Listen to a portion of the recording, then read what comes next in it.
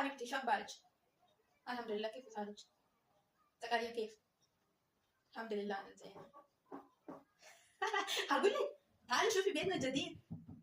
كل قراءة جبته غيرت رتبنا كله وتعالي شوفي. اقول لك هذا بيت الوايد كبير ترى، شوفي هذا الغرفة كبير ترى. ولا تعالي شوفي يعني صالة بروح الكبير.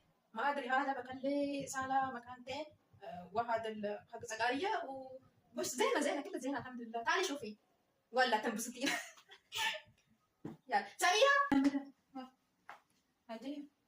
هذا رفيقتي راح تيجي تشوف بيتنا، وهذا مطبخ وزبتي ورتبي كلها وقراري خليه هذا، وجيلي قهوة وشاي حطي على التيبل، وهذا كلها رتبي زين. اوكي جاية عشان تشوف بيتنا الجديد، قالت لي لما اشوف بيتنا.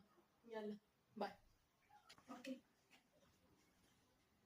جاي شوفي شوفي هذا